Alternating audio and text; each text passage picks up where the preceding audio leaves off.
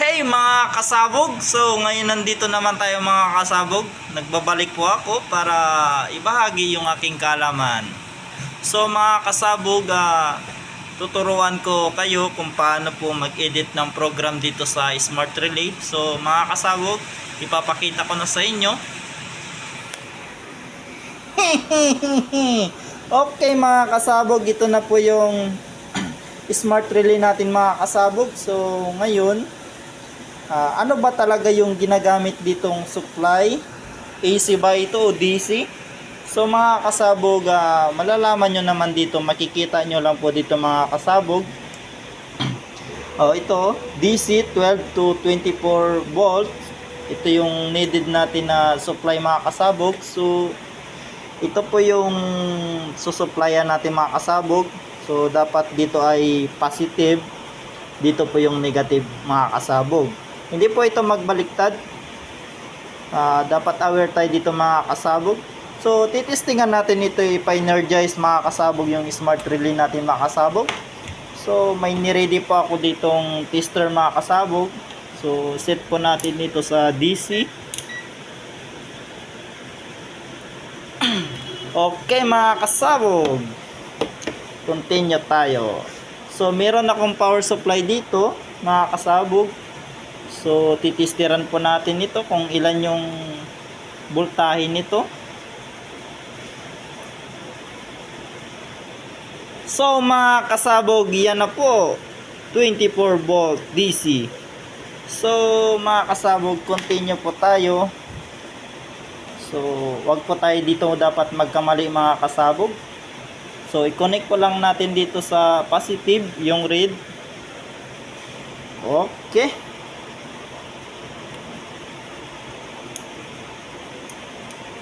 Oops, sumabog, spark. Okay mga kasabog, masyadong maliwanag. Papatayin ko yung ilaw natin para makita nyo.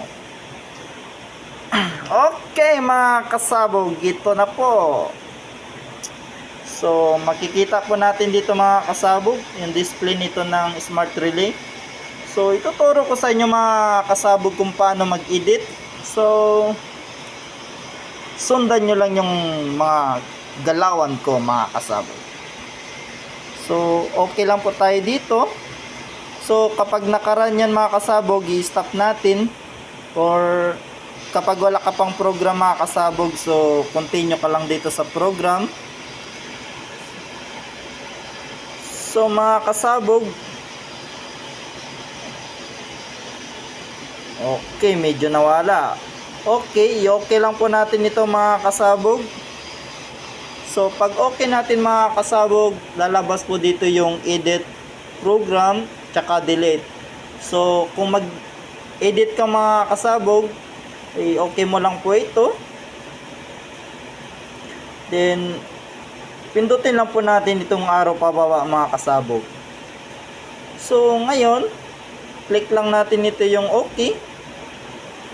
So mga kasabog, dito na po tayo mag-edit ng program natin mga kasabog. So tuturuan ko kayo ng mga basic para sa mga beginners dyan. Kung hindi ka pa nakasubscribe and like, so panahon mo nang mag-subscribe para updated ka sa mga video ko. So ito na, hindi na natin papatagalin mga kasabog. So okay. So mga kasabog, meron na po tayong program. So continuous po tayo. So okay lang po natin yan. Then pipindutin po natin ito yung alt mga kasabog para mag-arrow. So okay, may lumabas na po na arrow mga kasabog. Kung gusto mo pang dagdagan yung program mo dito mga kasabog, click mo lang ito yung okay. So, okay, lumabas na mga kasabog. Okay lang, continue lang. So mga kasabog, meron na po tayong lumabas na ganyan mga kasabog.